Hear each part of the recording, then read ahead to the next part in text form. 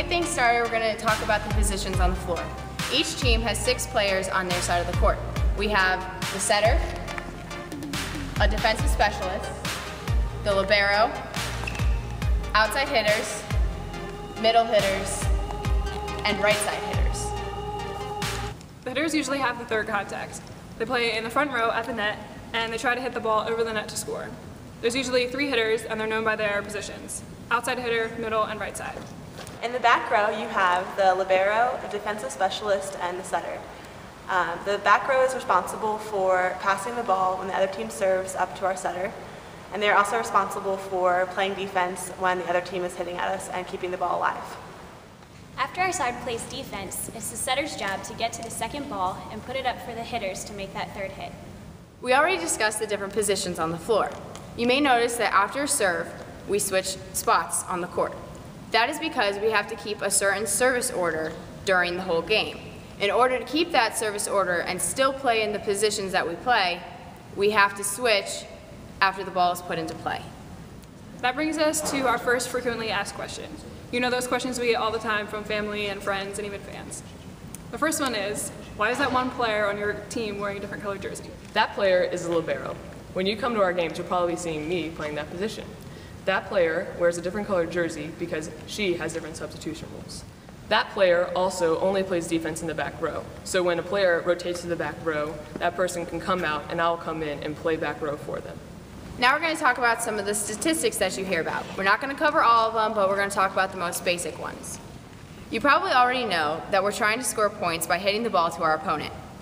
We score points by sending a ball over the net to them that they can't return. Whenever someone on our team hits the ball over the net trying to score a point, it's considered an attack. Whenever an attack is unreturnable, it's called a kill. Most of the time, when someone gets a kill, it's because someone else on the team set the ball for them to attack it. If they get that kill and score a point for us, then the person who set them the ball gets an assist. Most assists on a team go to the setter. I'm sure you knew this one already, but when a server scores a point with their serve, it's called an ace. A dig is a defensive statistic that is awarded to a player that keeps the ball from hitting the ground when the other team attacks the ball. It still counts as a dig no matter how hard the ball is hit, as long as it is kept in play. A block is awarded to a front row player who scores a point after stopping the opponent hitter. For a point to be awarded, the block must end the play. A solo block is awarded when only one player goes up for the block. Block assists are awarded when 2 or more players go up to block. Side out means to get possession of the serve back. We say it when the other team serves at us. If the ball is tipped at the net in an attempt of a block, the touches don't count. The next time the ball is touched, it's considered the first contact. Our next line of questions are about the calls that the refs and line judges make. The refs stand at the center of the court along the net, and the line judges stand at the back corners. Some of the calls that the line judges will make are in. It's called when the ball lands on the line or inside the court. And out, which is when the ball lands outside of the court or doesn't touch the line at all. Another one that you might see is touch, if a player touches the ball before it goes out. Another call that you might see from the ref is double contact. This happens if a player touches the ball 2 times in a row or if the setter has a mishandle. You also might see 4 contacts if a team uses more than 3 contacts to send the ball over the net. Another call that you might see from the ref is a back row attack. This happens if one of the back row players attacks the ball in front of the 10-foot line. The next call has 2 signals. You might see this for out of rotation or this.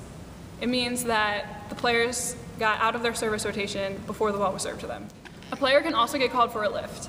This is called if the player holds the ball in their hands too long during a set or if it's a sloppy first contact.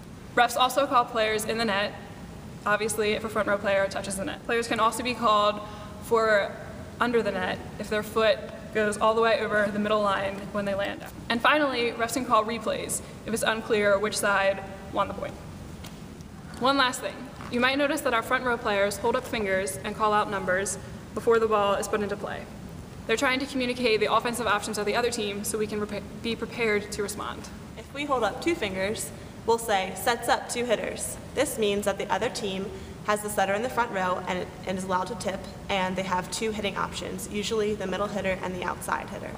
If we hold up 3 fingers and say, sets down, got 3, it means that the setter's in the back row, and we have to defend against 3 hitters. We hope you enjoyed learning more about the sport that we love. Be sure to go to gomessiah.com to check out our schedule. And be sure to come to the games and cheer for Messiah Falcons. Woo!